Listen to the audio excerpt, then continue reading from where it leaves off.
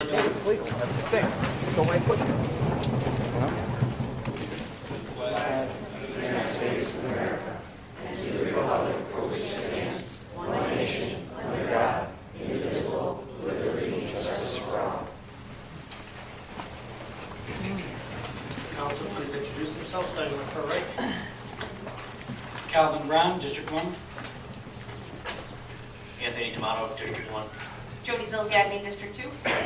Dave Mills, District 3. Dave Perleski, District 2. Mary Fortier, District 3. Town Clerk Therese Pack. Assistant Dawn Lavella. And Mayor Ken Kotkin. We'll have a moment of silence for troops on active duty.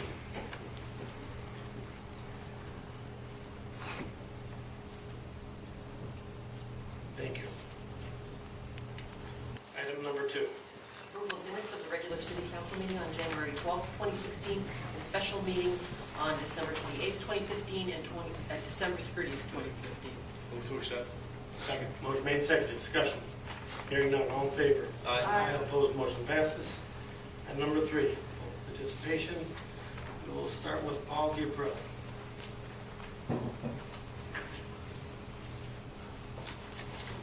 Paul Duprell, 126 Frederick Street. Ken, you're doing a very good job of cleaning up light in Bristol. We have one little problem coming up. Our pizza parlors are going to be taken over by used car lots. Driving up here, I passed 5 of them. Add Black Bear, 6, okay? I'm asking that you check on how many cars they have in their lots. They're taking over Bristol. Any other town around here, you will not have that many used car lots. Maybe you can stop it, or you can control the amount of cars. It is taking over Bristol versus pizza parlors. I guarantee you that, okay? I'm asking for you an investigation into I it. will speak to our zoning officers. Thank you very much. Thank you. Robin Kendall? Kendall, right? Did I get that right? No, Cowdell. Council, all right. That's All right. okay. It's always said wrong. Robin Cowdell, 29 Overlook Avenue. Mr. Mayor, council people. I just have some concerns regarding the hospital, the downtown development. I feel like everything right now is going fast and furious, and that we are not being educated enough on the process, or there's not a lot of transparency of what's going on. So I basically want to know if you plan to keep to your promise that any large expenditures will be a referendum on the ballot. We do go to the polls in November, so it won't be an extra cost to the city. And I guess that's my question. Yes, I do. And the hospital, Bristol Hospital, is not asking for a dime from the city of Bristol. That's not what I'm really asking. I guess I'm asking where the parking garages, where is all the money coming from?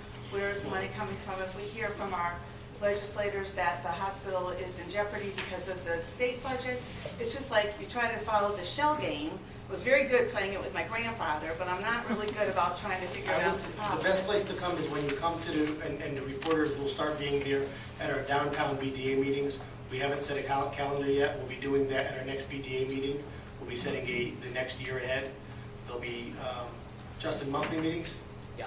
Monthly meetings, and they'll be posted. Those are the meetings that will talk about the downtown, just like the BDDC used to. Perfect. Thank you. Thank you. Michelle Roloff?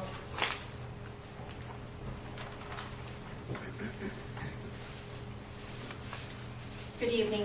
My name is Michelle Rolfe, and I reside on 205 Minnesota Lane. Councilman Brown, I am here tonight, as are many of your other supporters, to thank you for continuing to represent our district, especially after learning of your current personal situation. My neighbors, my family, and friends couldn't be more proud of your professionalism in light of the attempts to discredit you. Who hasn't experienced moments of adversity? A bankruptcy, loss of investment, change of career, financial setbacks, or issues with family members going through a tough time. We believe that your personal life is just that, personal. You do not need to apologize for putting your family first, nor do you need to apologize to your constituents for the way your personal life was exploited. Please note that many of us believe that the negative tone should manipulate the truth and cast what if scenarios by some Republicans is nothing more than a distraction and political posturing. Bristol has bigger issues to be addressed. Stop with the negative rhetoric.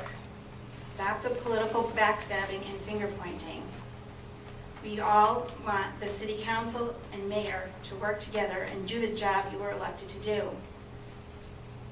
Also this evening, I want to talk to council members D'Amato and Mills. Tonight, I want to thank you. I want to thank you for taking the high road and not participating in Facebook conspiracy theories or writing a letter to the editor. To me, that speaks volumes about your character. And the fact that you know what the priorities are that a good elected, that you were elected in the first place. And I respect that, so thank you. The people deserve and want action, not distraction. Thank you.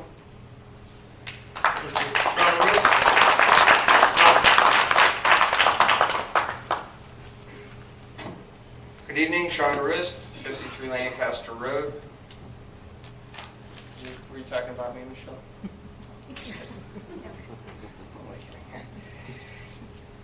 This evening, I've come to discuss the downtown. Justin Malley made a comment at the BDA Downtown Committee meeting about using best practices, but he was referring to going to a consultant to get advice on what we should do for the downtown. And I urge the City of Bristol, the BDA, City Council, Mayor, to please refer to the document that I referred to that our regional planners are reading called TOD 202, where it says, and they are a best practices outfit. They were funded by the Federal Railroad Administration, and they say, if you want to have meaningful and constructive input, the community should be educated about TOD and its potential to leverage private investment for community benefits. One of the reasons why I'm very concerned about the downtown development is a bunch of different changes that are going on the state level. An expansion of affordable housing in a Depot Square site could be detrimental to the future of Bristol. Reconnecting America and another publication called TOD for All says, by the year 2030, more than half of the potential demand of housing near transit will come from households with below median incomes. A 2007 APTA profile of riders estimates that approximately 35% of transit riders make less than $25,000 a year, and 30% of riders make between $25,000 and $50,000. So if we expand the amount of housing in the downtown by between 5,000 and 18,000 units, as best practices dictates, that's going to mean that we're going to be adding over 2,000 units of low-income housing in the downtown. I also urge you to please refer to something called the Long Range Transportation Plan. It's a 2015 to 2040 plan. It was written by the CCMPO, that's the Central Connecticut Metropolitan Planning Organization. In it, it describes the walkability of Bristol as very walkable. We've got an A rating for walkability. It also describes the conditions of roads in the area. And specifically, Bristol rated the worst of all the area towns. There's an index called the International Roughness Index that they use to measure the road conditions. And it says that Bristol's roadways are unsatisfactory condition with an IRI rating of 175.05. So before we spend money on making the downtown more walkable, maybe we could pave our roads. Mr. DePriel came and spoke the very first time I addressed City Council about the condition of Frederick Street. How are we making out with that? Thank you. Thank you. David Hatfield.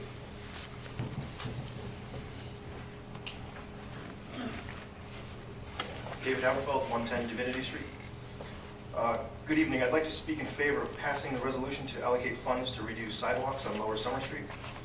First, in the interest of full disclosure, I am the largest property owner on Lower Summer Street, and my property stands to directly benefit if this passes.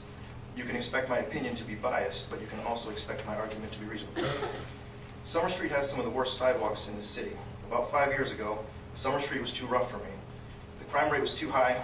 You couldn't walk down the street without being asked for money or to buy drugs.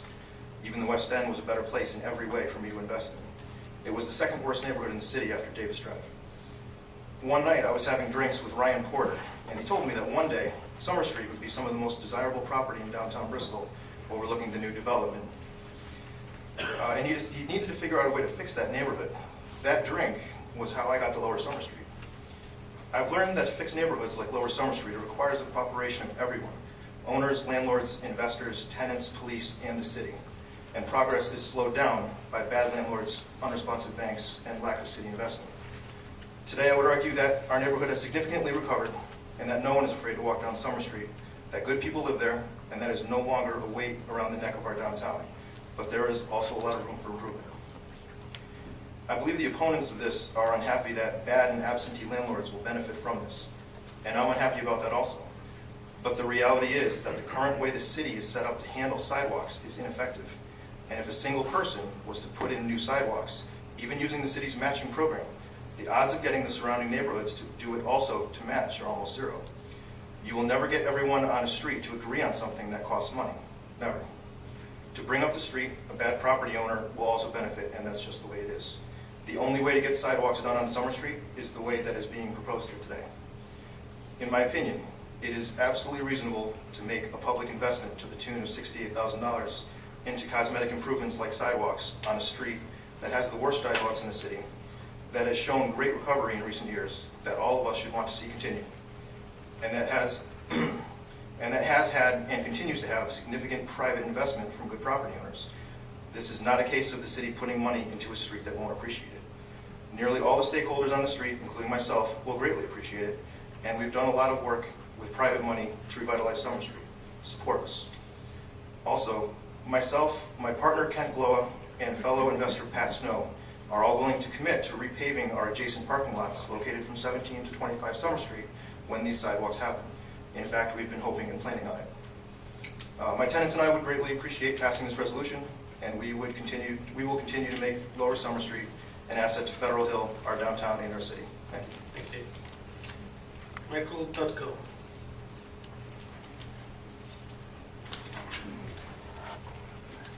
Michael J. Dutko, 116 Lewis Road.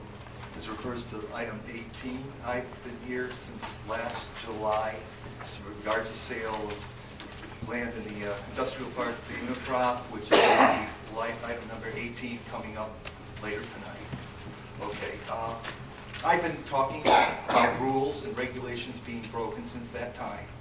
And specifically, I'll reiterate, two councilmen have heard me since last July on this.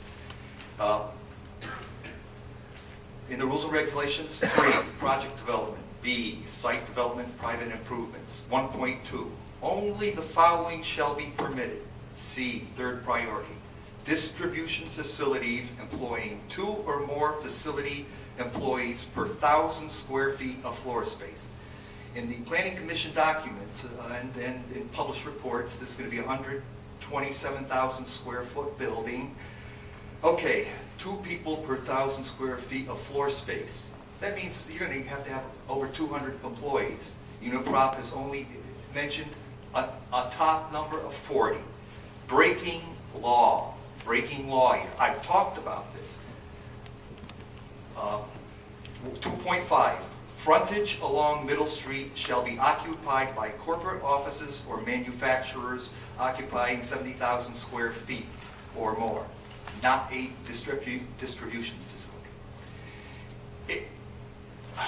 I'm going to ask, is there anything different in the rules and regulations? So Mr. D'Amato, I guess it's a new liaison to the BDA. Has there been any authorizations? I have to go through the chair, I guess. Well, then you are breaking the law. If there's nothing different, you are not following the rules of law. This is criminal disregard about what I brought up as a citizen. I've tried to be patient about this. I come here. 3 minutes is not a long time to get these points through. If there is no change, you are breaking the laws going through with a sale.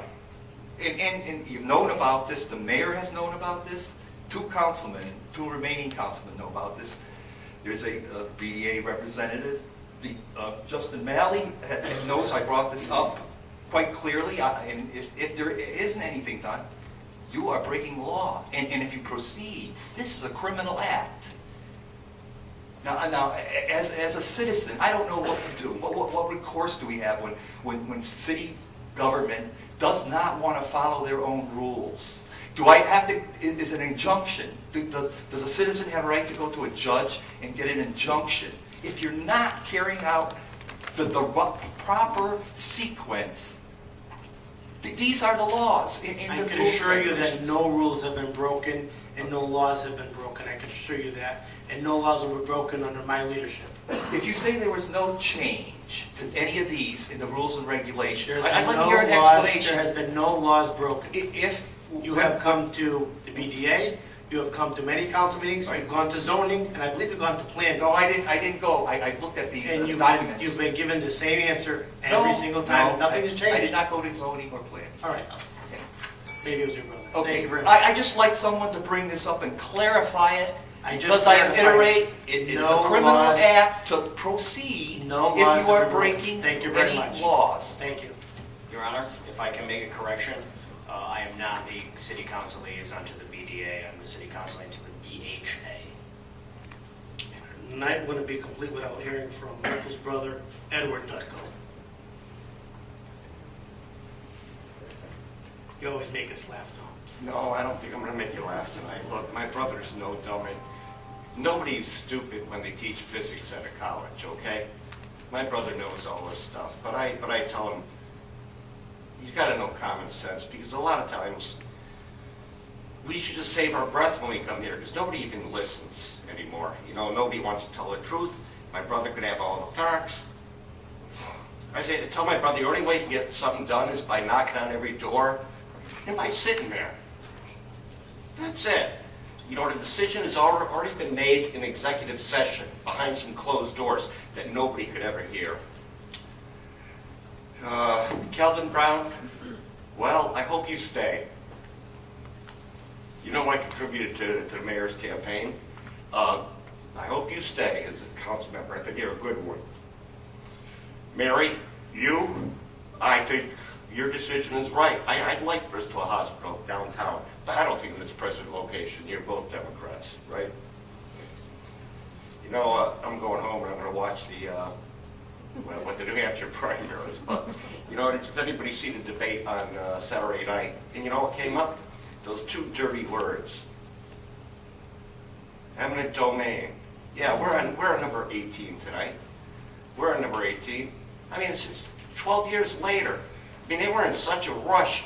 What a bunch of idiots we have here as mayors and one's still a state rep. You know, we never got what it's worth. Donald Trump ain't right. Jeb Bush told him, taking the property from an elderly woman, that's downright wrong. And that's exactly what happened. You know, how hard is it to take property from an elderly woman? That's what Jeb Bush told Donald Trump, even though I like to do, because he just tells it like it is. You know, I know all you people ain't responsible, you know. It's the former mayor, De Castro and stuff, and maybe, I don't know, only Mr. Lacey's probably was in on that deal too. But now, Ms. Pods matter, what happens if, like 10 years from now, Pods fails? I know what you're paying for that property for 14 acres. Chump change, what you paid us. Chump change. What happens if it's 10 years down the road and Pods said, we're leaving? Did they sell that for $15 million? Do you understand that the ESPN North Campus went for 6.75? They sold it. They sold some of their property. They got it down to 40 acres with the building. So it amounted to $5.5 million, and they sold it a couple of years ago for $42 million? For $42 million? I got robbed. I got robbed. So that's why I can't go for this all hard campaign. I think it's all horse crap. I mean, if I look, okay, Mark Walensky, he needs a job, okay, he was on I the... knew you'd make us laugh tonight. He was aboard the SS Renaissance downtown. That was a sinking ship. We know that, okay? But I don't want to see my... Look, I looked at YouTube just a little while ago, but the last thing is like Bristol, Connecticut, all hard. 5,000 votes, okay, 5,000. Bristol, Connecticut fight at the skate park in Rockwell Park. 14,000 people viewed that, nearly triple. Bristol state of mind from that guy who was running for king, Jason Flores, nearly 30,000 votes. Well, one last thing, one last card, and don't forget we had that inept development director here. You know who the guy was. Okay, and we got to pay him $1,000 a week for the next 8 years probably. Why don't you give me $500 a week, and I won't come here and complain. Okay? We got a deal? We'll have to talk about that. Good night. I knew you'd make us laugh. You didn't disappoint. Patricia Bentley? Patricia? Oh, I just put my name on it. I thought I was supposed to sign it. If you want to speak? You want to speak? No. Okay. Anthony Floyd? Same thing. Same thing, okay. Tom Doyle, same thing? No, didn't speak? Hi, Tom Doyle, 128 High Street. I'm here to protest item number 17 on the agenda, spending grant money to replace sidewalks on Summer Street. If you really want to improve Summer Street, keep cracking down on the bad landlords. Code enforcement has been doing a great job the last couple of years, and I hope they'll keep at it this year too.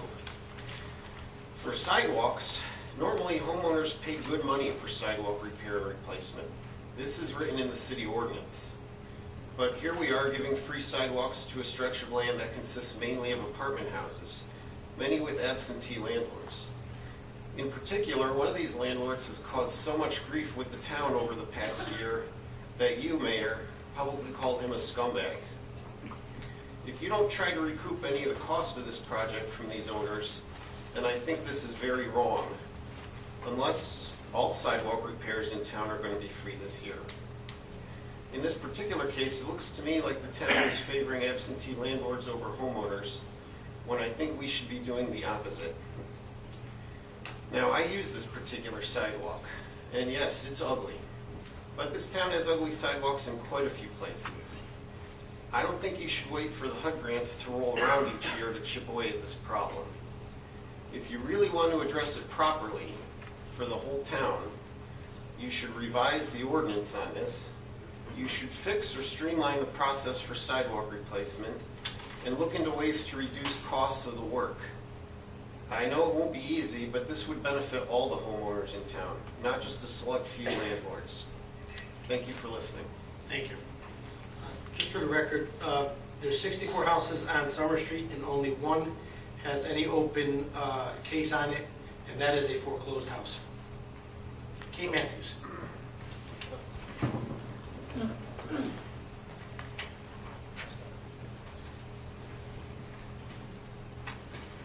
Good evening, Mr. Mayor, City Councilors. This is Kate Matthews, and my residence is 47 Prospect Place. I am here tonight to talk to you about two things. The first is downtown development. The second is transparent government. Now, I shouldn't have to tell you that transparency is the key to open government. It's the key to our democracy. And Mr. Mayor, at the mayoral debate last year, you promised a public referendum on big ticket items. And I can't think of a big ticket item that's in the forefront of more Bristol people's minds than the downtown development issue. We don't have transparency on downtown development. No, we don't. And in fact, what we have is the opposite. We have a clandestine process surrounding the Bristol Hospital letter of intent. So what we have when we talk about downtown development is actually a very secret process. We have city council members who can't get a copy of the letter of intent from Bristol Hospital, despite more than one Freedom of Information Act request.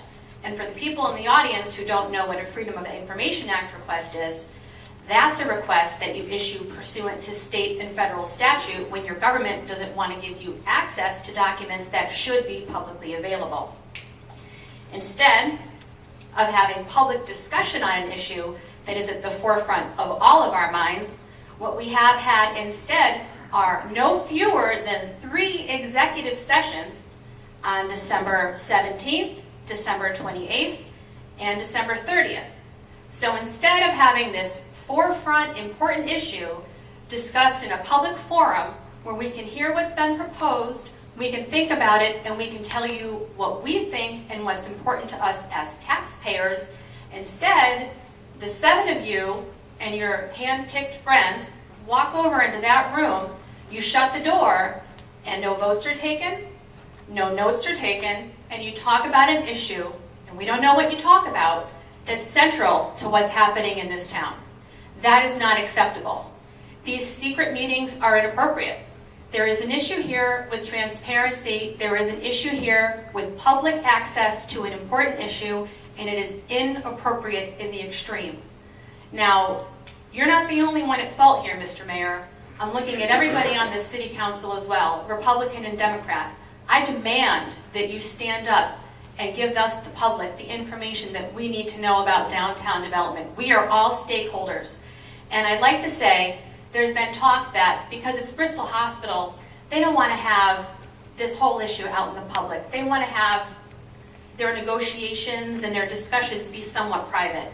My response to that is that you're not looking to put development on private property. You're looking to put development on the former mall site. We're all stakeholders. We all own a piece of that. And we have a right to know what your discussion is. We have a right to know what's going on. And Mr. Mayor, if you can wrap a proposal in a tidy bow and submit it to us like it's Christmas morning, I put it to you that you are not doing your jobs. You are not letting us know about the underlying process. And until you do, you, sir, are not giving us what we need. We deserve to have more information. And I look to every one of you up here to provide that to us. Thank you.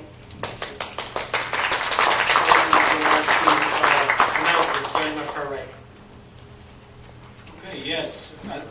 There are 2 things that I want to say. The first one is I want to thank so many of my supporters and constituents and friends, many of whom are here tonight, which makes me feel very good to see you guys, so thank you for coming. That have reached out to me over this last month and communicated support for my family and me, and who have also expressed that you wish I could stay on as your city council. Now, when I talked to you all last month, it was my impression that once I changed my address, I would have to resign the council seat. But what I did, and what a group of dedicated, very sharp, very professional group of concerned citizens did, was look at the facts and look at the law. We looked at state statutes and compared them against our city charter. And we sought a confirmatory opinion from Corp Counsel, and I thank Corp Counsel for receiving our request and looking into it. And the law actually allows me to stay representing the 1st District, even though I will be changing my address to the 2nd District. And because that's what I'm allowed to do, I believe that's what I should do for the people that elected me, and that's exactly what I'm going to do. So, the second thing I want to say, and then this is really going to be it, and I'm going to return back to my family for us to figure out the rest of these details in private. The last thing I want to say on this subject is, for the small handful of Republican operatives who have taken to the newspaper and social media this past month to attack my integrity and my character and my credibility, I want you to know, in the words of the late, great Tupac, I ain't mad at you. I am mad at you. Matter of fact, I feel a little bit sorry for you because I know exactly who I am. I say that I care about my family and I believe in family values, and by God, you can rest assured I will give every last drop of energy I've got to make sure that they are protected, and I always will, and nothing's ever going to change that. I promise you that. Second thing is I say I care about the city of Bristol. And I spend my time and my energy and my talent and my ideas to try and give back to make Bristol a better community for us all. And I'm going to continue to do that. And while others might try to politicize an issue that is not political, while others might try and use their position in the community to attack another human being and make malicious, false accusations about their character and their integrity, that's a reflection on them. It's not a reflection on me. And if they ever do it to you, it's a reflection on them, not a reflection on you. This city, this room, this city is filled with people that are just trying to do the best they can. That's what makes Bristol a microcosm of America. We're a diverse group of people, of incredibly diverse backgrounds and viewpoints, and at the end of the day, we're just trying to do the best we can for our families and our communities. And an overwhelming majority of you have shown that you understand exactly that, Republicans and Democrats alike. So, to my brothers and sisters in Bristol, thank you, and I look forward to serving the rest of this term.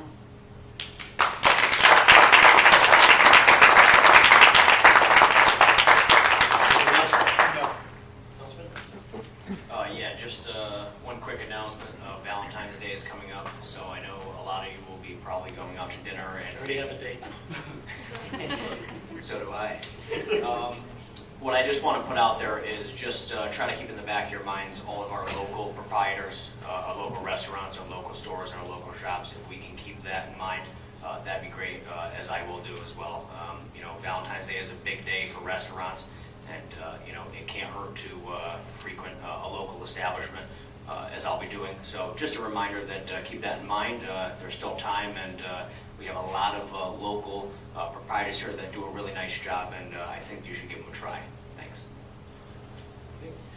Just two short ones. The indoor pool from the Bristol Parks and Rec will be holding their Shamrock Swim on March 12th from 6 to 8, and they're holding their annual Easter Gala at the Children's Library on March 19th from 10 to 2. That's it. No. Thank you, Mayor. My monthly shameless plug for the West End Association. They're having a great fundraiser.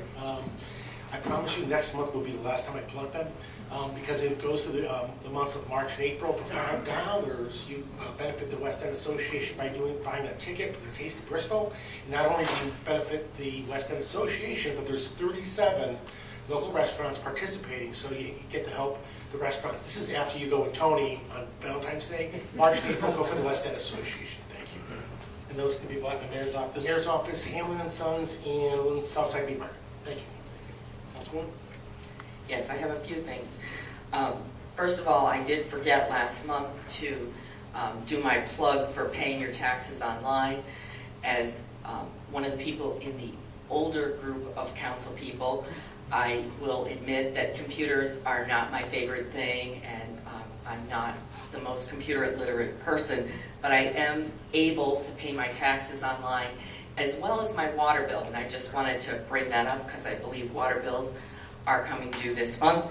And if you've never done it before, it's worth a try to figure out if you can do it, because it does save the city a lot of money if you agree to have your bills only online and they don't have to mail those bills out. And the water bill is actually even easier than the tax bill. No offense to the tax office, but it's very simple and easy to do. My plug for giving blood, if you have a chance, winter months are difficult with snowstorms, blood drives get canceled, so if you're able to give blood, that's always a great thing. The moving wall, which some of you may have remembered when the Vietnam War Memorial in its moving form came to Bristol some years back. It's coming back again, and it's coming in June.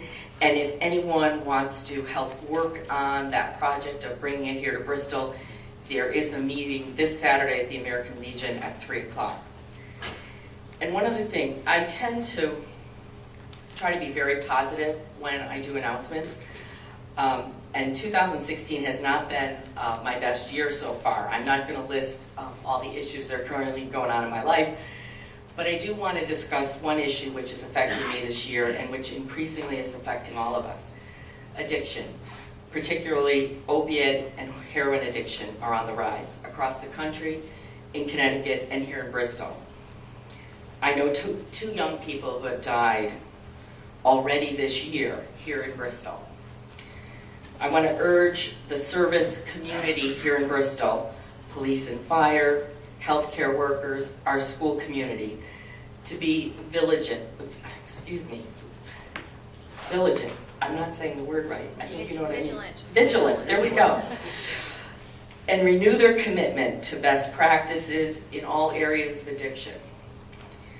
I know that most of the response to this problem will come from the state level, but we can do our part here in Bristol to educate ourselves, and if any advocates need support from local officials, I will do whatever I can. And for those of us who may not be directly involved with addiction, I want to let you know about a website where we can all help. The website is called www.shatterproof.org, and reading from or quoting their website, Shatterproof is a national organization committed to protecting our loved ones from addiction to illicit and prescription drugs and alcohol, and ending the stigma and suffering of those affected by this disease. This is an organization for people suffering from addiction, but also from their family members who are suffering through their addiction. So I just wanted to bring that to people's attention. I just felt it was worth mentioning. I'm not sure what specifically Bristol can do, but I want to make people aware that it's something that we should be supportive of. Thanks. Thank you. I have a couple. We are in the process right now of scheduling a joint board session for March 7th. This session is going to be a presentation by all of our state legislators, both all representatives as well as the state senator, giving the joint board a presentation on where our state budget is, where we're going to be. So I urge everyone to come if you can make it. And I don't even think the council has been notified of that, but you will be. Do you have a time on it? Yes, 6 p.m. The other thing is, Mayor will be holding a town hall meeting Wednesday, March 2nd, at the Bristol Library, meeting room number 1, from 6:30 to 8 p.m., 6:30 p.m. to 8 p.m. And this is really just an open forum. Come, ask me whatever you want to ask me, what's happening in Bristol, and hopefully I have the answer for you at the top of my head, and if I don't, I will get it. So I invite you to come, and if nothing else, just listen to the questions and be part of the group. That's all I have. Item number 5. Consent calendar, and there are 6 items. Item 5A is to place on file the new hire report for January 2016. 5B is to approve the tax refunds dated February 3rd, 2016. Item 5C is to place on file recommendations from the Board of Education and the Board of Public Works, and approve the deferral of sidewalks at 223 Broad Street, subject to the filing of a covenant on the Bristol Land Records, and if sidewalks are constructed on Broad Street or Todd Street, the cost will be incurred by the property owner. 5D is to place on file a recommendation from the Board of Education and approve the deferral of sidewalks at 120 Terryville Road, subject to the filing of a standard sidewalk caveat on the city land records by the property owner, and the city reserving the right to order construction of sidewalks at a later date at the property owner's expense. 5E is to place on file the recommendation from the Board of Education to approve the possible street closure from the bottom of Willow Street from South Street to Memorial Boulevard. And 5F is to place on file the recommendation from the Board of Public Works regarding the deferral of sidewalks at 39 Business Park Drive. Can I also ask, we need a motion to accept that first? You can accept that, or if you want to add... Can I have a motion to add items 15 through 21 into the consent calendar as well? And I wanted to take something off the consent calendar. Okay. So What do you want to take off first? Go on. Is the new hire report. That is which number? A, the first one. Okay. So we're going to take that off. Yep. Could we take off item 17 as well? Okay. Well, first we have to bring it in. So can I have a motion to take, I'll just do item 15, 16, 18, 19, 20, and 21 into the consent calendar. So moved. Motion made and seconded. Discussion. Hearing none. All in favor of adding those into the consent calendar? Aye. All opposed? Motion passes. Anyone else want anything else taken out? Hearing none. Roll call vote starting on my far right, please. This is on the consent calendar. Yes. Yes. Yes. Yes. Yes. Yes. Chair votes yes, motion passes. Okay. As to item A, this item is fairly uncontroversial. It's just the new hire report, but I just wanted to use it as an opportunity to ask our personnel director some questions about our wellness program.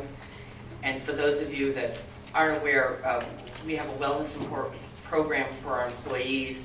And again, based on my questions, you'll hear more about it. But my understanding is that part of the reason it was developed was, well, obviously to keep our employees and their families healthy, but also perhaps, hopefully, to decrease the costs of the health care that we provide to employees. So thank you, and I did tell Mrs. Ferguson that I was going to address this and ask her about it. And I'm just going to read some of my questions to start. My first question was, when did we start this program, and who designed and developed the components of the wellness program, and how many employees or what percentage are actually participating? That's my first part of my questions. Okay, so the wellness initiative started back probably late 2012 with the Wellness Committee. We developed the Live Well logo and slogan you'll see around the building.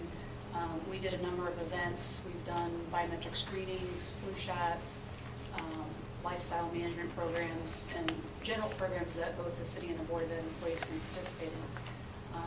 And so while those events will continue to go forward, we also then, in the last round of contract negotiations, put language in for a wellness cost share differential for employees that participated in wellness. So when the employees engage in certain activities, then their cost share has a 1.5% less, it's a less cost to them as employees. Okay. And again, I was asking about how many were participating, and I guess what I'm saying, my specific question would be, for instance, in a union, where a union has accepted this as part of their contract, my understanding is that an employee can choose to participate in wellness or not participate in wellness. And if they don't participate, they're paying more for their health insurance. So my first question is, how many are choosing, at least a percentage-wise, roughly, how many are choosing to participate? And then I would go on to say, how many are actually in compliance with the requirements? Okay, so it started, I said, with the last round of negotiations. We have Local 233, Local 1338, the supervisory union non-bargaining participating. We have not yet implemented the cost share differential. We've taken some extra time to educate employees. We were intending to go last July with the change. We delayed that till later in the year, and we're actually just now about to implement some of the cost share differentials. We've had some issues with prior communication, lack of knowledge, and so we've been in touch with unions about some of the non-compliance. We may make some adjustments again before we implement the change in the cost sharing differential. So it's hard to say.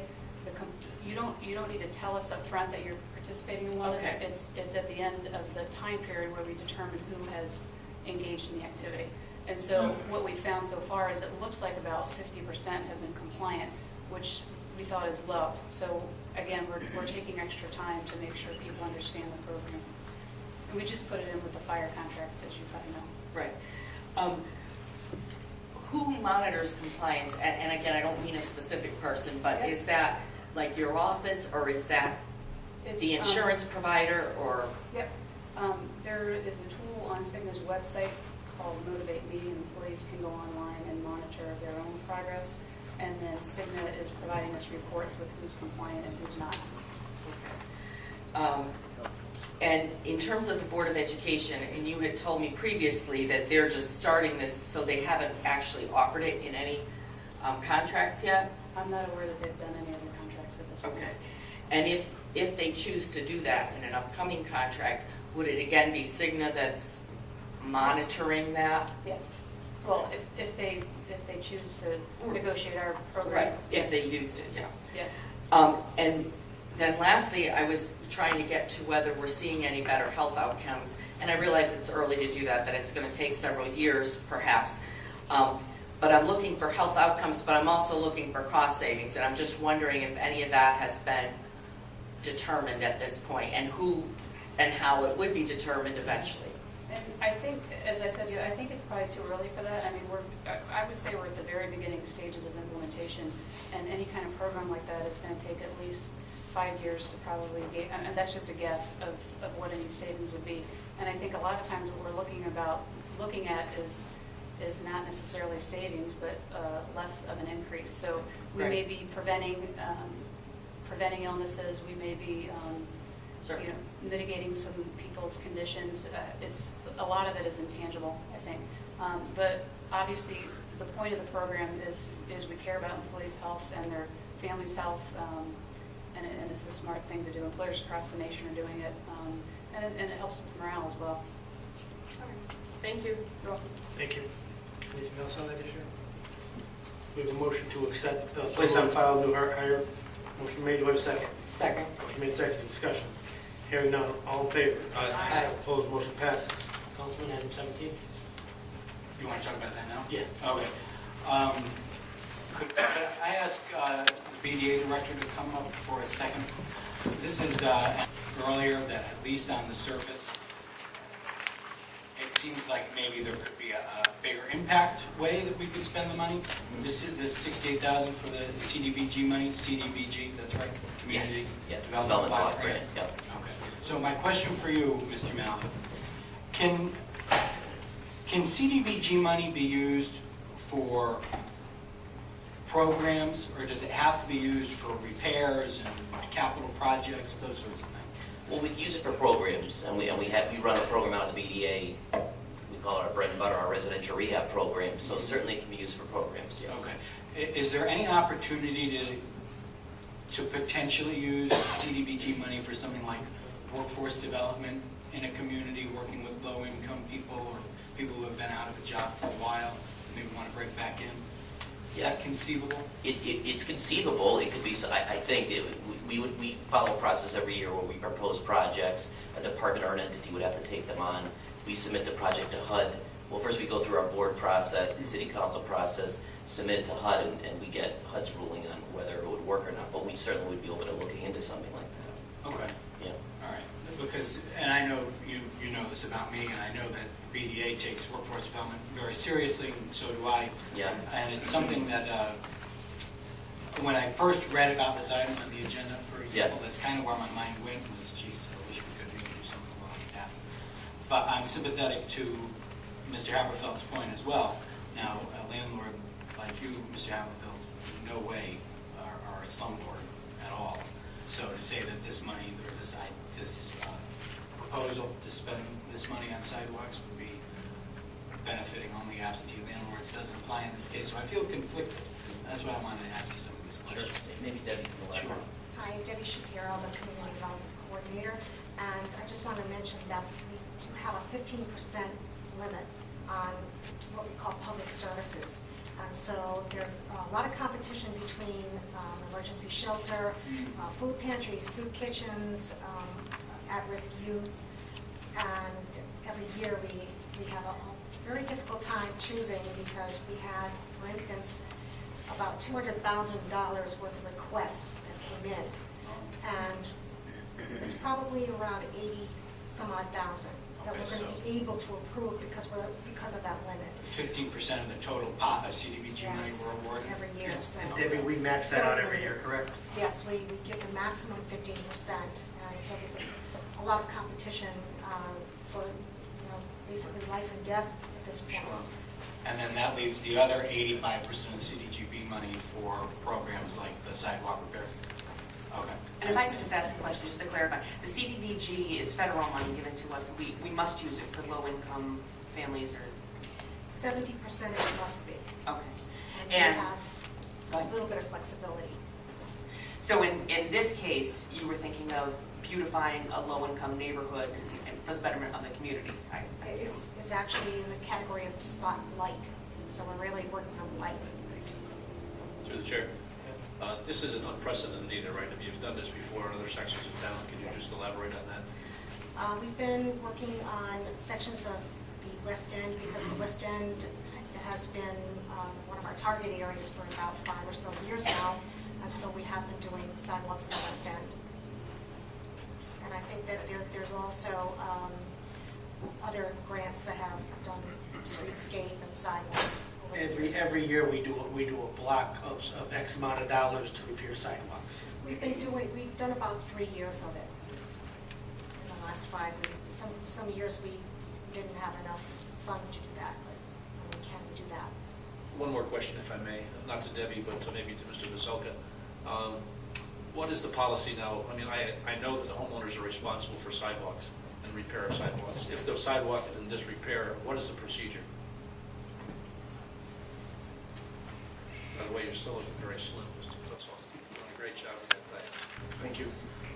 If a sidewalk is in disrepair, the city has a sidewalk repair program that applies to residential houses less than 5 units, and for a single-family home, there's an opportunity for a 50% grant, 50% loan for the sidewalk replacement of portions of the sidewalk deemed to be needed to be replaced. How about a large, like the apartment buildings that are in question? Is there anything on the books? What's your policy with that? For large apartment buildings, there is no city program that would apply under our current programs. And if they are in disrepair, what can be done about it? Well, the city can order their repair if it comes to that. But we do inspections, and we notify property owners of the need to address their sidewalks. But there is no recourse. There's nothing. I mean, we can't put a lien on their property or anything like that. There actually is under the ordinance a provision for the city to take direct action, but there's some legal steps that the city has to go through in order to go that far. Thank you. Thank you.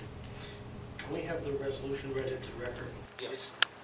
Be it hereby resolved by the City Council of the City of Bristol, Connecticut, a substantial amendment to the Community Development Block Grant Annual Action Plan 2015-2016 to reallocate program income funds of $68,000 to a sidewalk replacement project in the Summer Street area, as approved by the Board of Bristol Development Authority in its January 25th, 2016 meeting, is hereby approved.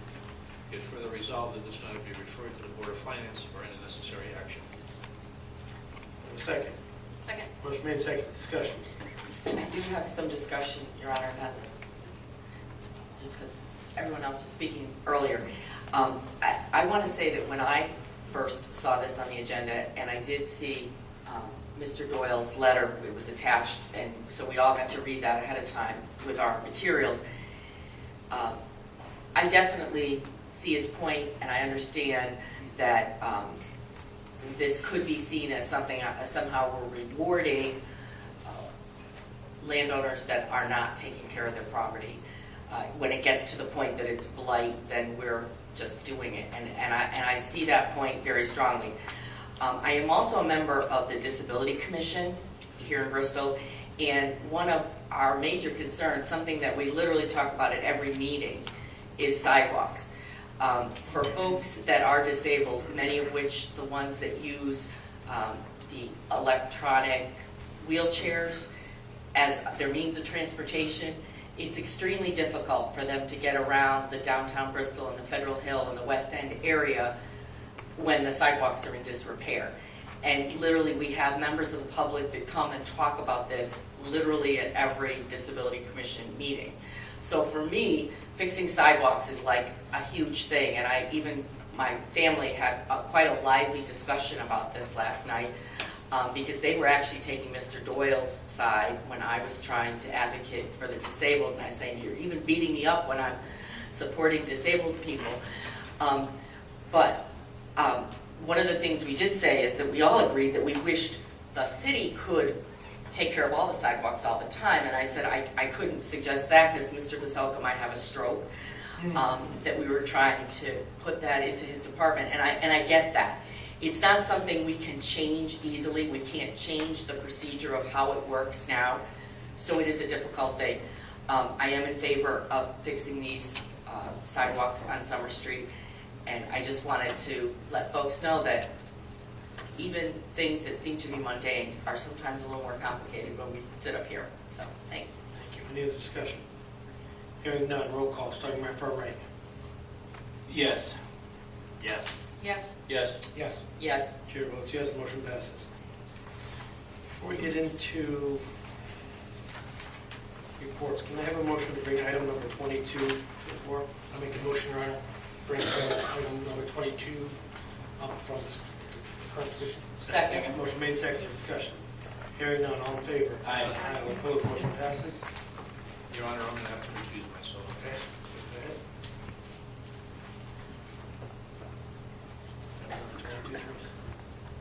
22.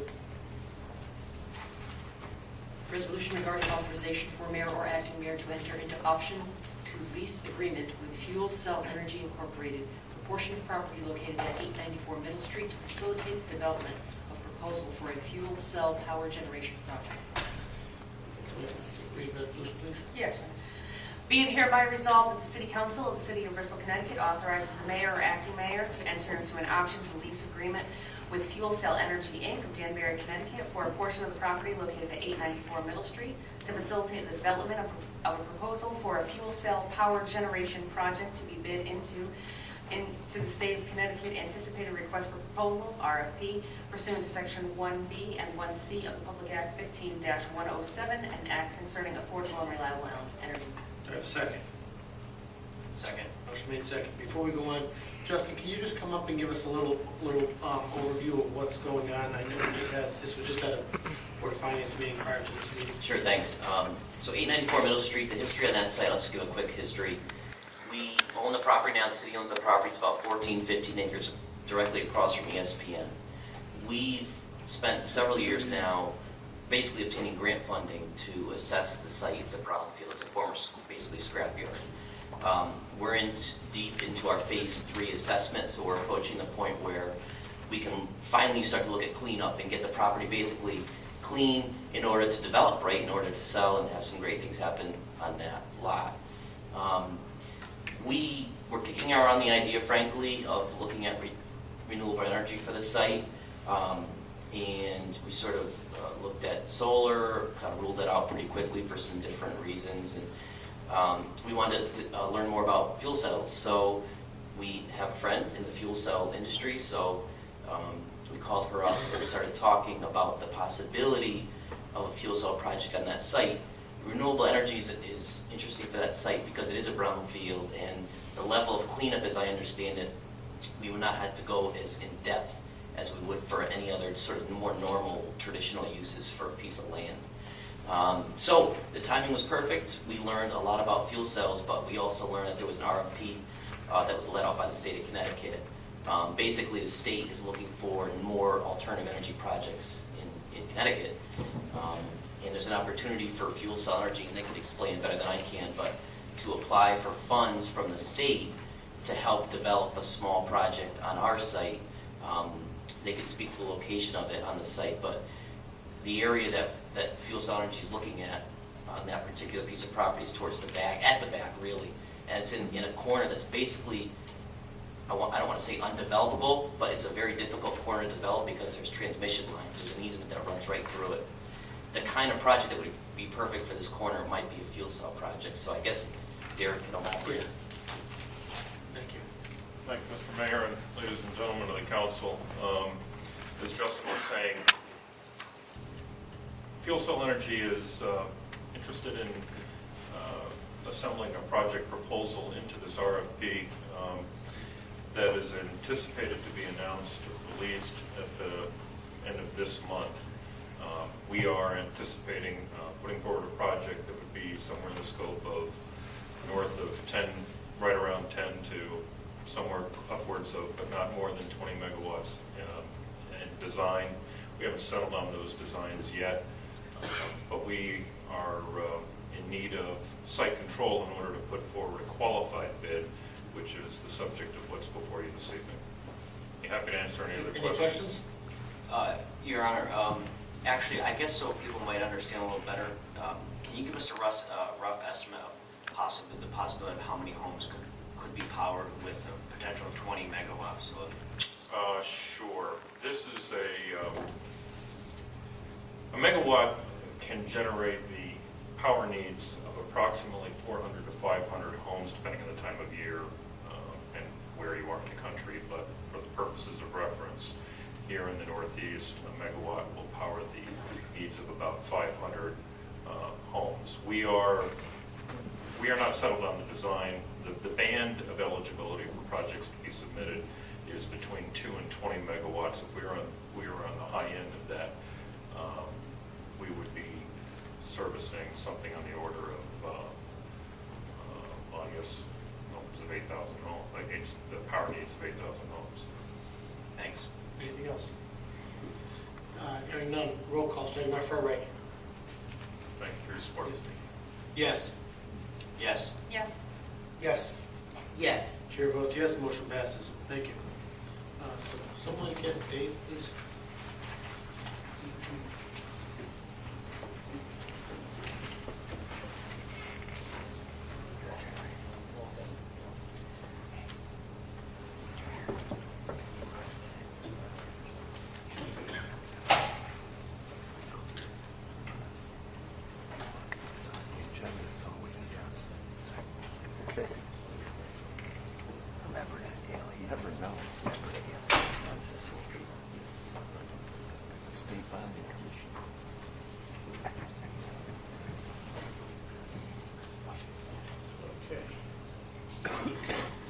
Moving on, item number 6, reports, community reports. What type of one was that, real estate? That one is real estate. That one that's listed is real estate. So who's going to take that? I'll do. Okay, I have a motion, Your Honor. Okay, I hereby move that the City of Bristol convey property known as 312 Oakland Street on map 24 of the Bristol Assessor's Office for $1 and other valuable considerations to David Haberfield by the way of a bond for deed with the following conditions. Mr. Haberfield will donate 25% of the net profits from the sale of 312 Oakland Street to a charity approved by the Board of Finance. Number 2, said donations will be made by 12/31/16. And number 3, if Mr. Haberfield does not comply with the conditions herein, the bond for deed will terminate, and any or all rights by the buyer will be terminated. Or a second? Second. Motion made, second. Discussion. Yes, Your Honor, I'd just like to, we had a couple of proposals that came to the Real Estate Committee, and after much deliberation, we decided to go with something creative, because we honestly felt that the amount that we would receive for the property would be in excess of the other offer that was made. So with this in mind, we felt that it would be a better fit for the city, a better condition for the city. So that's the reason for our deciding. Any other discussion? Through the chair, Mr. Mills. Any charity is part of the motion, or? Any Go to the charity. Board of Finance, but I thought it was going to go to a school. It was supposed to go to a school, but what we decided was that anybody, it was going to go to Mountain View School, I believe. However, if it didn't, if the Board of Finance deemed it was not proper to go to Mountain View School, then it would go to another entity in the city, not any charity. Any other discussion? Let me say that I know Dave very well, and my support on this project does not reflect on Dave's ability to rehab this house at all. I have a couple concerns with this. First of all, as I stated last month, the council does not have the power to instruct the Board of Finance that they have to accept any money and where that money to go. That being said, I know the motion does say that the Board of Finance will say what charities this goes to. Perhaps the buyer should have made a higher offer than $1 for the sale of price. I think we're setting bad precedent. As a matter of fact, there was a council on here last term that rejected, that was had a problem with a sale price much higher than this because it wasn't enough for selling city property. So to start selling properties for $1, I think we're setting bad precedent. That being said, I'd like to ask for an amendment to this motion that this deal only goes through after the approval of the Board of Finance, and not approving of the Board of Finance. We'll send this back to the Real Estate Committee for a new RFP. And I have that motion, please. Is that agreeable with the attorneys? Is that something that needs something? I mean, we realized the fact that obviously it had to go to the Board of Finance, and this is what we want. Mike, now, the reason I asked for that before you speak, the reason I say that is because maybe it doesn't need. What happens if the Board of Finance says next month, and you've already closed on the property, that we're not going to accept this as part of the deal? Mayor, I'm sorry, go I ahead. know, there's too many lawyers in the room. Well, I've asked the Corp Counsel, so you That's go ahead. fine, go ahead. I think the answer I would give you is that if the Montford deed certainly won't be completed, I don't think, in advance of the Board of Finance, because we can't complete the contingency unless we know what charity we're supposed to be donating to, so we'll have to wait for the Board of Finance to give their answer. And I suppose the corollary to what you just asked is, if the Board of Finance were to say there's no charity that they want this to go to, then I think it's probably a rejection and a referral back to the Real Estate Committee for further review. See, my concern with the charity, and I think, is we have at the Board of Finance a donations committee. So any charity out there that's looking for money from the city of Bristol has to go before the donations committee. So for the Board of Finance now to say we're going to give it to this charity, number one, we're going to upset a lot of other charities because they're going to say, why not me? And I just think it sets bad precedent. Through the chair, if I may. Yeah, go ahead. I think the use of the word charity might be a misnomer. I think the intent was to offer it to some entity in the city, such as a school, et cetera. That's what it was going to go for. It was originally going to go to Mountain View School. But again, we can't direct the Board of Finance where to send the monies. So I would assume that the money would be spent in the city for a city entity versus a charity. And secondly, again, I agree that it looks as though that a dollar fee is ridiculous. Anybody can come in and offer $1. I think the reason we did it was the contingency of offering the potential to have a much larger, because the other bid was $5,000. So in weighing the two, we honestly felt that the potential for the city to garner more monies was available, and that was the reason that we looked in the direction we went. Let me ask a question then. Where should the Board of Finance put this money? Should it go to a school? Should it go to a soup kitchen? Should it go to the Boys and Girls Club? Should it go to Feller Hill Association? Should it go to Weston Association? Should it go to Forestville Association? I mean, I could rattle off 30 different names. Where should it go? I think it should go to an entity in the city, such as a school. Not an entity in the city. In other words, again, I would reiterate what the Chairman Mills had said, that the intention here was to somehow pay the city by way of donation. And that's why we're saying that the Finance Board would be free to put it in the general fund. It doesn't have to be directed to anywhere. Let me ask again then, should it go to the youth services for their programs? Should it go to Parks Department for their programs?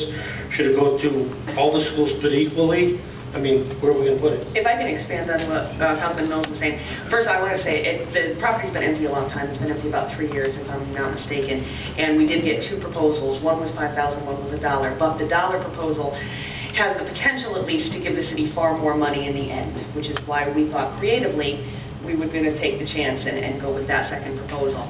But I think the motion at least should be amended at this point, not to say charity, but to say in the Board of Finance discretion to be given to the city wherever it needs fit. And I would second that. That's an amendment? Yes. Okay. Amendment made, seconded. Discussion? Well, what was the amendment? That the money be given to the Board of Finance to be used in their discretion as it sees fit within the city. And it's within the city department, within the So city. eliminating the word charity. Right. Okay, so Second. motion made and seconded. Discussion on the amendment.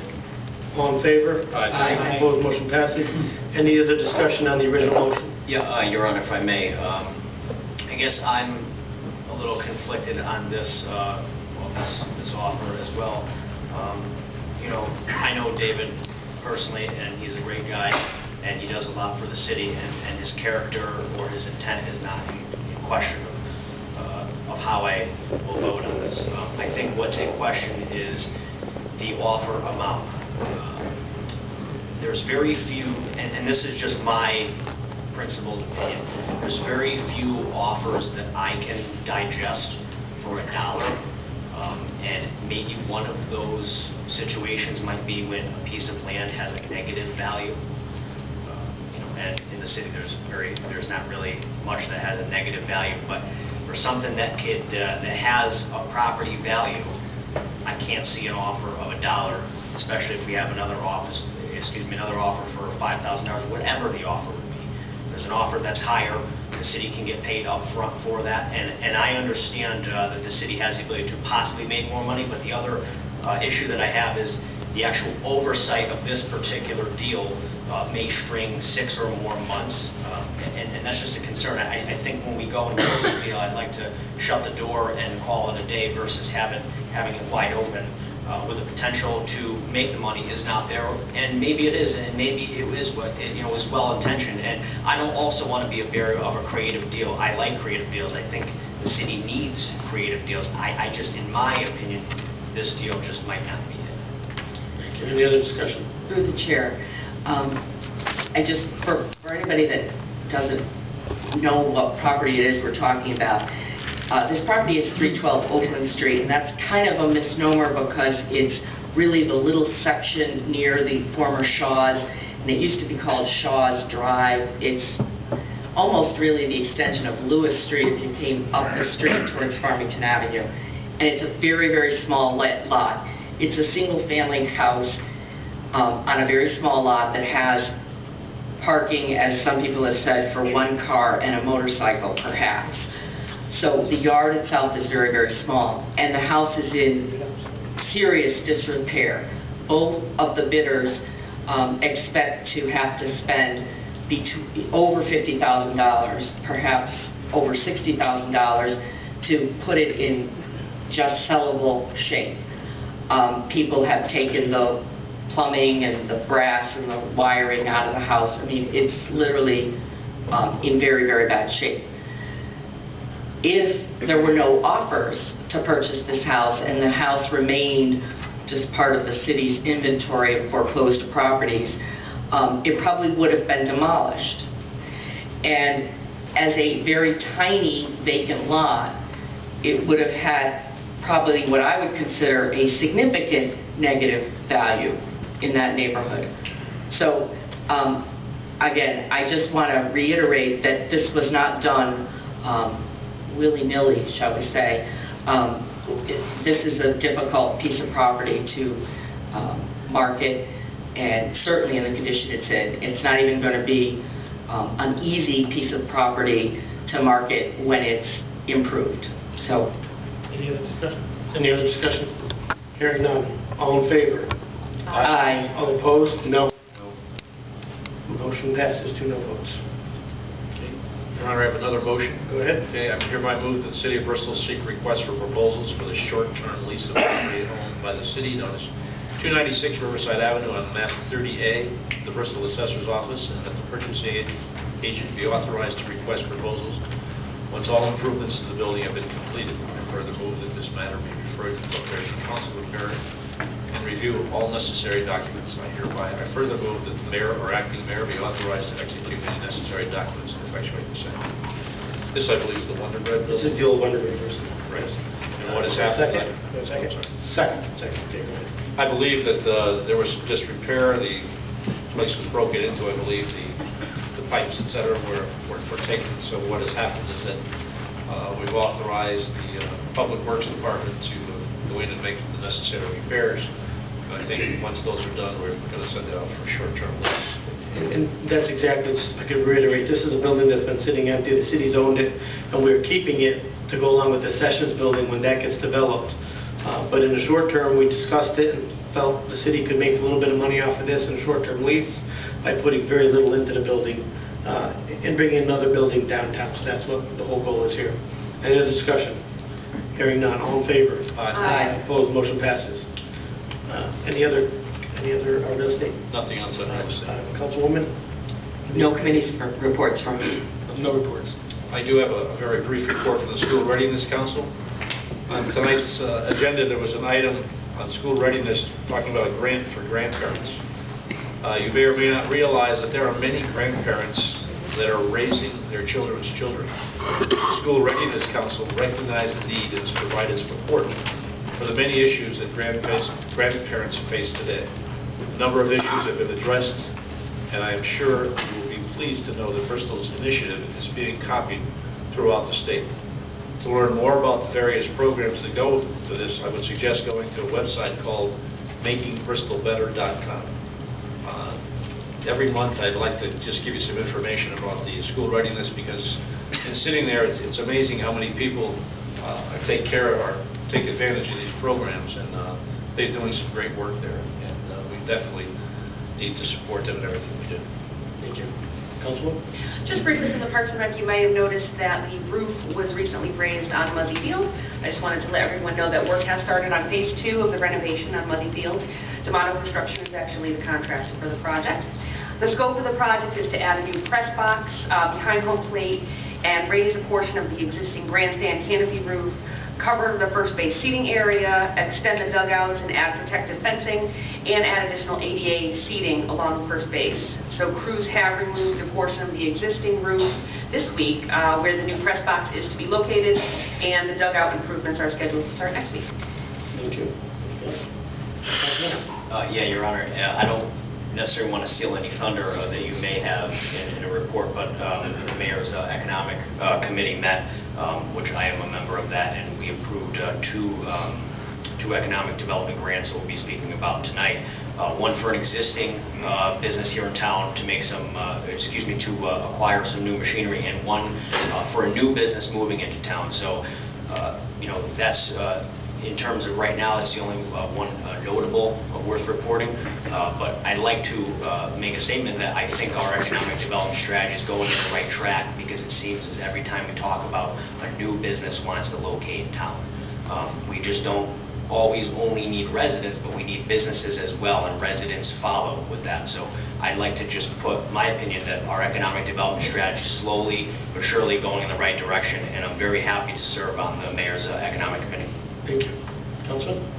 I have two quick reports tonight. The first is from the Youth Services. I want to let everybody know that nominations for the Youth Recognition Awards for this year are now being accepted. So if you know a young person or a youth group that's demonstrated outstanding community service in either a school or in a church group or in a community group at large, you can reach out to Youth Services to get an application to find out more about how to nominate.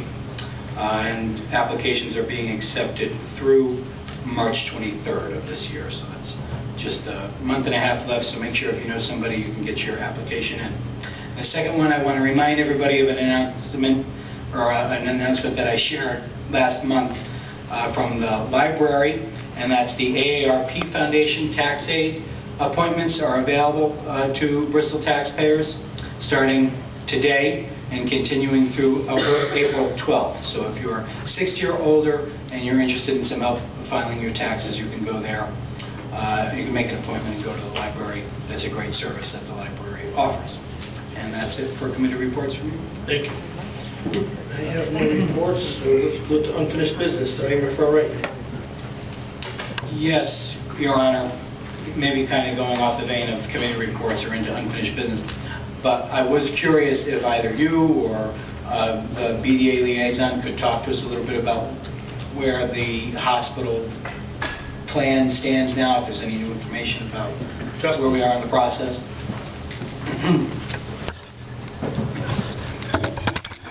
So last week, we had our first meeting of the BDA's Downtown Committee, which is going to be the committee that's charged essentially with overseeing the downtown site, similar to the way the Industrial Committee oversees the business parks.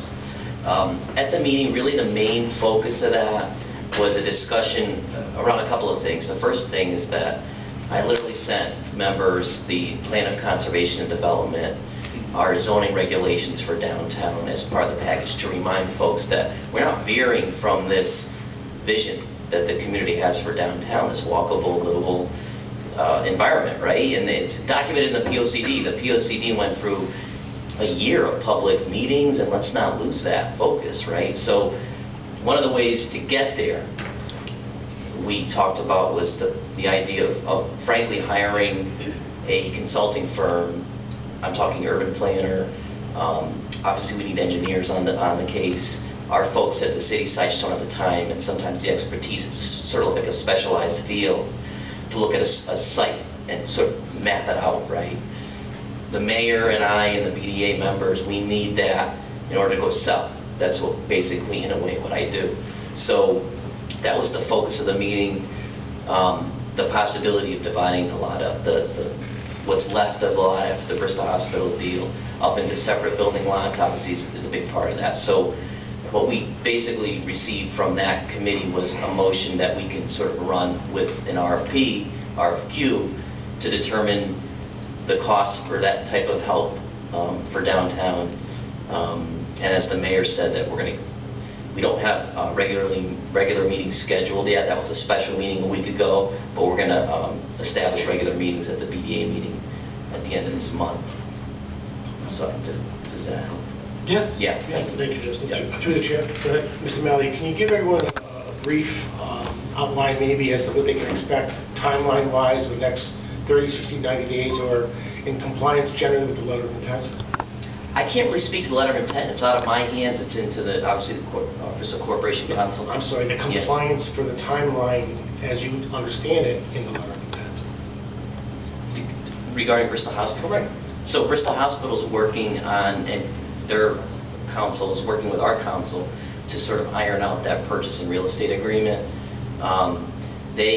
What they updated our committee, they were there at our committee meeting, and I had to step out for a little bit to talk with the commissioner, but what Bristol Hospital updated us with is that they've hired a project manager, okay, to oversee a competitive bid process. They need to go out and find their own developer, right, for the site. So they've hired a project manager to manage that process, and that's just begun.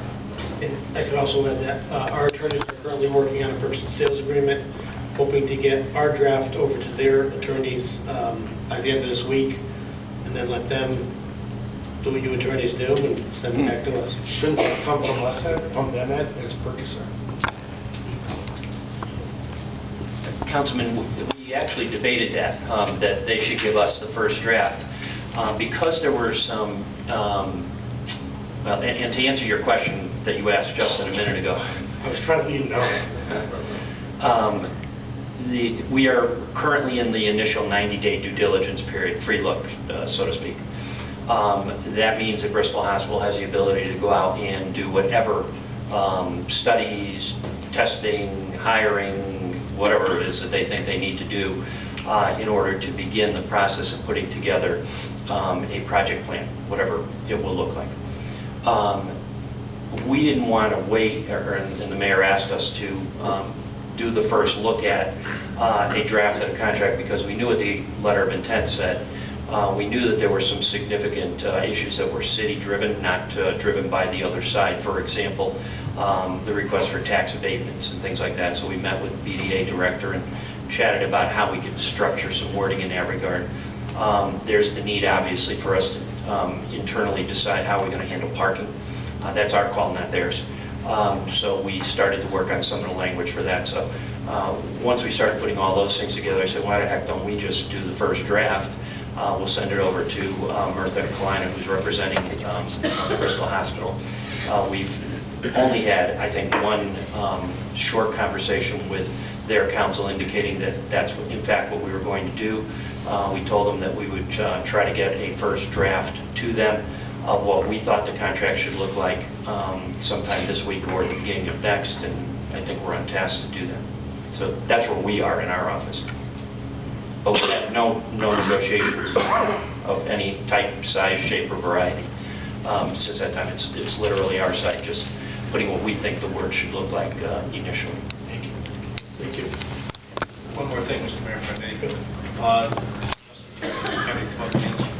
Just talk about the Startup Bristol program. Okay, that's something Love that's to. exciting, that's really coming through. Love to. So, Just gosh. you can explain what it is. Yeah, last summer, I think, we sort of came up with this idea of holding what's commonly referred to as a business plan competition. Universities hold these competitions, rarely do municipalities. The idea is it would be based on recruiting innovative startup companies to the city. Bristol's known for a lot of great things, right? We have great manufacturers, industrial entities, but startup companies maybe not where we should be, and I think that we should be considered a hotbed. So I approached the Mayor's Economic Development Committee for some seed money to start this competition. I was lucky enough to secure $50,000. We then went on radio. We promoted the opportunity for entrepreneurs and young meaning businesses that have been in business for a short period of time, to apply to our program to potentially win large amounts of money. The trick is that they have to locate here in Bristol. If they're elsewhere, they've got to set up shop here in town. We've gone through now 2 rounds. So we received 35 applications from very legitimate businesses that I think this entire room and the city would be proud of having. Those 35 applications were whittled down by the Mayor's Startup Bristol Task Force to 8 applications that were, those 8 businesses and entrepreneurs were invited to submit sort of additional materials, their full business plan, their financial plans.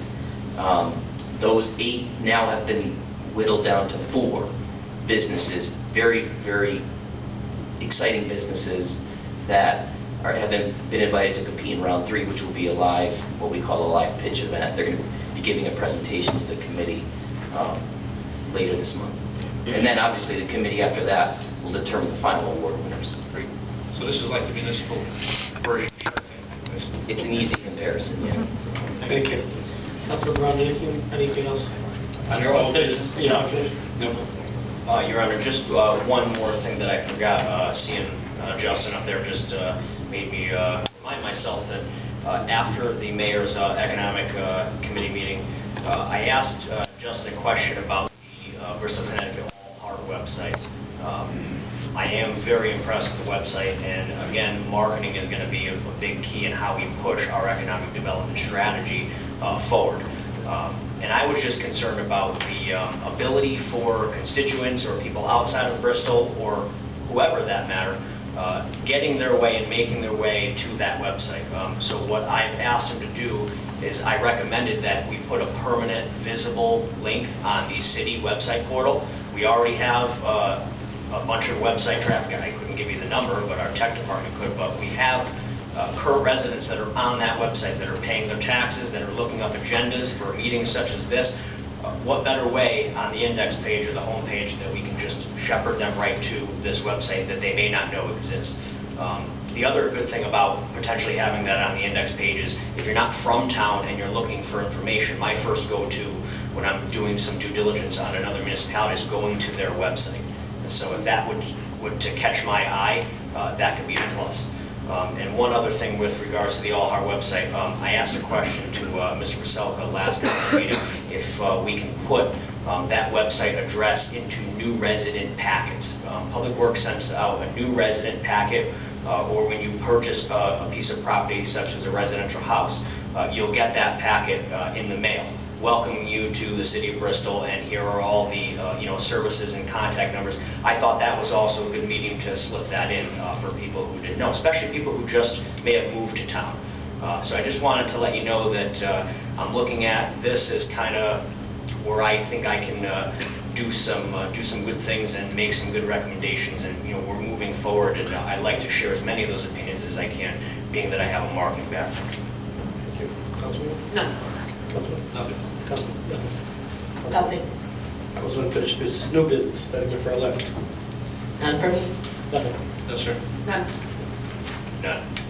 I actually do have a couple things, and not to keep picking on poor Mr. Malley, but there are a couple of things that I want to put on the BDA sort of radar in case they're not there already.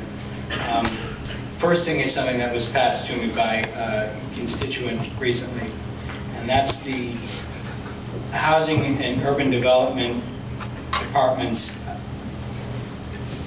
Good Neighbor Next Door program. Is that on your radar, the Good Neighbor Next Door program, as far as you know? So it's on our radar now. Thanks for bringing it up. I wasn't familiar with that, but maybe we can talk. Yeah, I'll send it to you. I'll just share a little bit for people who might be interested. This program from HUD is for eligible single-family homes located in revitalization areas, and they get listed exclusively under the Good Neighbor Next Door sales program for 7 days. So if you're somebody living in the community that's a law enforcement officer, a teacher, firefighter, or emergency medical technician, and you work here in Bristol and you want to buy a home here, apparently this program helps you to do that. So I'll share a little, I don't have a bunch of information, but I'll share a little bit I've got with you. Sounds good. And in a similar vein, there was some mention about helping companies with capital purchases. There's a program run through the Manufacturing Innovation Fund out of the Department of Economic and Community Development called the Manufacturing Voucher Program.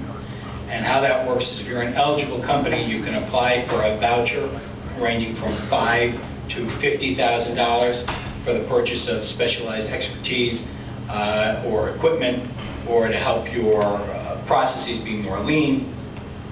And the stipulation there is it's a matching grant, so a company would have to put up the other, an equal amount to the grant. And that's something that really, I think, could help a lot of the smaller manufacturers here. It's a very successful program so far, so I wanted to make sure that was... Yeah, and thank you, we do. That's great. I always pitch the state programs in addition to ours. Why not? Some company in the state's going to get these funds. Why not Bristol companies? So that's the great thing about our programs. We don't, we encourage that, find funds to get to where they need to be. Excellent, thank you. And now, outside of BDA, so you go ahead, Mr. Manley, you can sit back down. Next time we're just going to put a chair right there next to the podium. Recently, the pit bull controversy has been back in the news, and I don't want to get too much into all of that, because when something like this happens, when there's a dog attack, being a dog owner, I don't blame the dog. I blame people that aren't in good control of their pet, or I blame people who are breeding dogs without real adherence to the law and safety procedure. So I'm curious if we could maybe ask the ordinance committee to take a look at if other municipalities are doing anything around holding dog owners and dog breeders accountable to try and help prevent some of these attacks. And if there is, maybe the city can adopt something. If not, then that's okay too.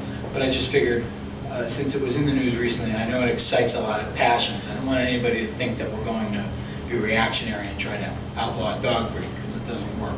But I figured maybe we could do it this way.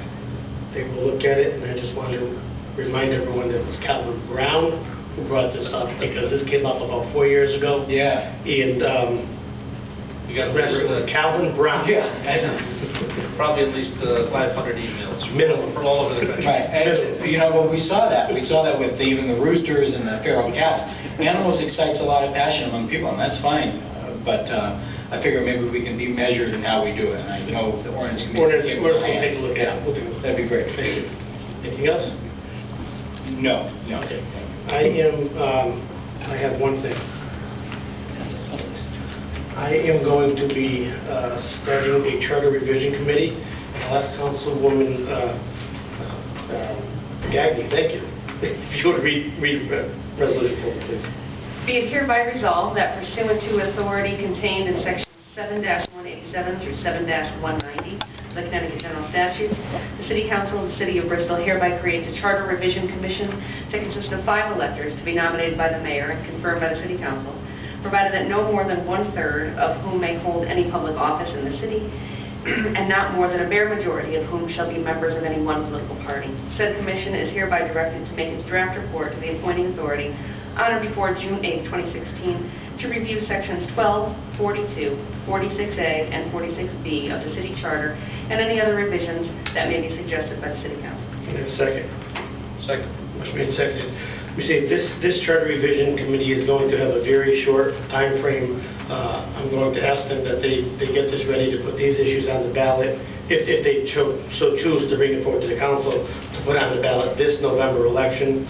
So I'm going to ask that they first concentrate on these, but I will be starting another charter revision after this year for them to have a longer period of time to look at other issues that any of us may like to bring forward. So first, can we have any discussion on this? Hearing none. Your Honor, have you already picked your nomination? I do, and those will be after. Oh, okay, I'm sorry. So Can we just have a quick review of what those sections are? I'm just trying to skim, just so we know what we're voting on here.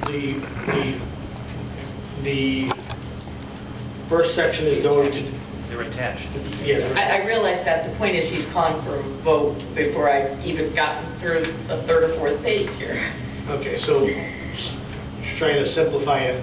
First was for the charter revision, and this is my words, not what's in these letters. I understand. For the charter revision to take a look at, as everybody has heard tonight and over the last month, there's a controversy on a loophole in the council district. So I've asked the council, the charter revision, to look at the council, if they should live in the district or not. But I'm also going to ask them to look at minority representation as a whole, allowing the council to live anywhere in the city and just have minority representation just like they do on the Board of Ed. The other two pertain to the police and fire.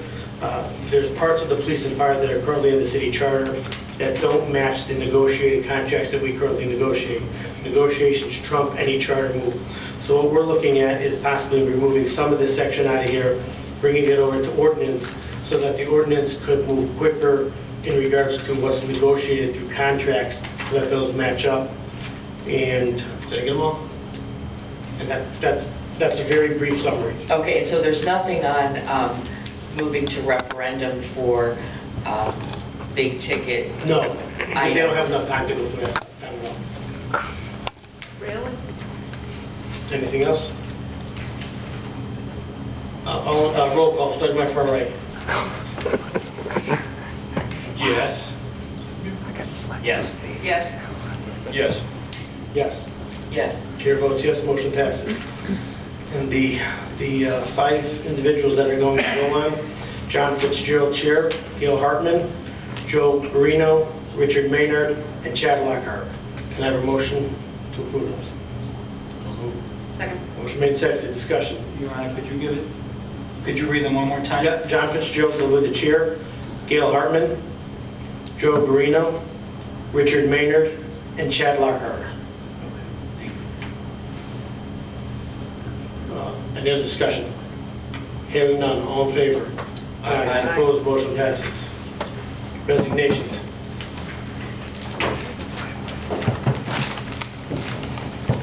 There are several resignations, Your Honor. The first is from Kathleen Nelson from the Commission on Persons with Disabilities. The second is from Jake Carrier, the Mayor's Task Force for Energy Consumption. And then there were three retirements from the Mayor's Task Force on AIDS. One is from Dawn Fenimore, the second is from Matthew Damiano, and the third is from Joe Marks. They were retired from their positions, so their positions are now open. Can I have a motion to accept the resignations and send them a letter of thank you? So. Section made, seconded. Discussion. Hearing none, all in favor? Aye. All opposed, motion passes. Appointments. ADA Coordinator, Mayor's appointment to appoint David Oakes to replace George Wallace, retired, no term. Board of Public Works to reappoint Donald Padlow, 3-year term to 2/19. So moved. Second. Motion made, second. Discussion. Hearing none, all in favor? Aye. Opposed, motion passes. Pine Lake Area Study Committee to appoint Carmen Morton to replace Bernard Borowski, died, no term. So moved. Second. Motion made, second. Discussion. Hearing none, all in favor? Aye. Opposed, motion passes.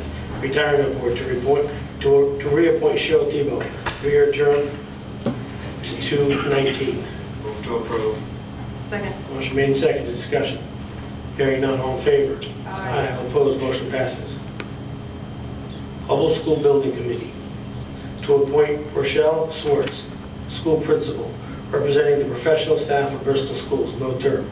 To appoint Cindy Morton, Hubble school parent, a taxpayer from school area, no term. To appoint Brian Costello, Hubble school parent and ESPN employee, a member of the professional community of the city, no term. To appoint Sean Carmody, Hubble school parent, taxpayer from the school area, no term. To appoint Jeffrey Tedesco, a Bristol citizen at large, no term. And to appoint John Smith, a member of the professional community of the city, no term. So moved. Motion made, seconded, discussion.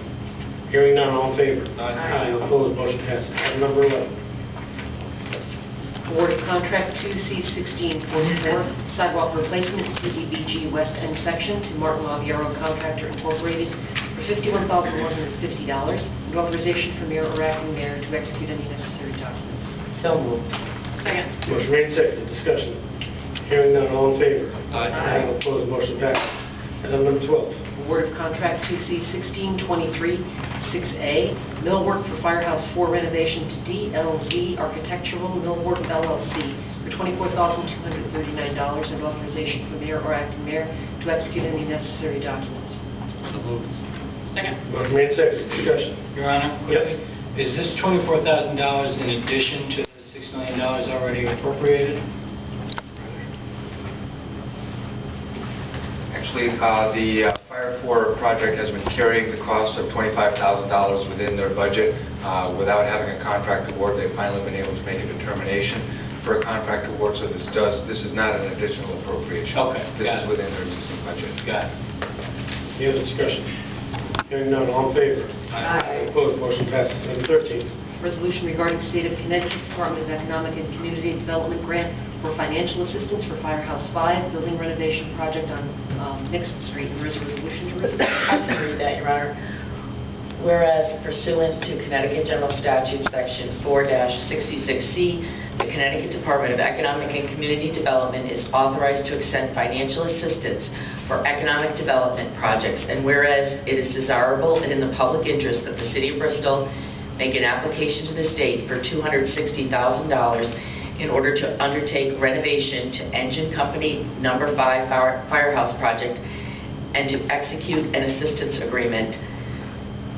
Now therefore be it resolved, 1, that it is cognizant of the conditions and prerequisites for the state financial assistance imposed by Connecticut General Statute Section 4-66C, and 2, that the filing of an application for state financial assistance by City of Bristol in an amount not to exceed $260,000 is hereby approved, and that Mayor Kenneth B. Cockayne be directed to execute and file such application with the Connecticut Department of Economic and Community Development to provide such additional information, to execute such other documents as may be required, to execute an assistance agreement with the state of Connecticut for state financial assistance if such an agreement is offered, to execute any amendments, decisions, and revisions thereto, and to act as the authorized representative of the City of Bristol. Second. Motion made, seconded, discussion. Hearing none, all in favor, roll call, starting on far right. Yes. Yes. Yes. Yes. Yes. Yes. Chair votes yes, motion passes. Item 14. Amendment to Contract 2C1623, 7A, roofing for Firehouse 4 renovation with Greenwood Industries Incorporated for $26,095.89, and authorization for mayor or acting mayor to execute any necessary documents. Motion. So moved. Motion approved. Second. Motion made, seconded, discussion. I do have one question, Your Honor. I'm wondering what the original authorization was on this one. I know this is a change order, and I was just wondering what the original roof cost was. The original contract cost for the roof was $187,000. And just as explanation for what this is, the original project, we did have concerns with the overall budget for the project. So there were a number of items that were value engineered, or VE, taken out of the project. One of them was to reduce the thickness for the roof membrane from a 90 mil roof to a 60 mil roof. What that does is it shortens the life of the warranty, but at least gets a good solid roof that's on the project. Now that we've actually gotten successfully out of the ground and the slab and the foundation are poured and the steel is up, any remediation that's happened in the old building is past. The building committee is pretty comfortable that they've seen any major change orders that would come out of the project. So they've looked at and determined that at this point it's worth it in the long-term interest of the building to VE that back into the project to make sure that we have a longer life for the roof. And that fits within the existing contingency remaining for the project. Thank you. Any other discussion? Hearing none, all in favor? Aye. Opposed, motion passes. Item number 23. Executive session regarding the matter of Dennis Nady versus Officer Gregory Giannini et al., docket number HHB CV 15-602-8039S. Mayor, it'd be our office and our carriers outside counsel, Tom Giroux. Okay. Motion to go into executive session. Move it. Second. Motion made and second. Discussion. Hearing none, all in favor? Aye. Opposed, motion passes.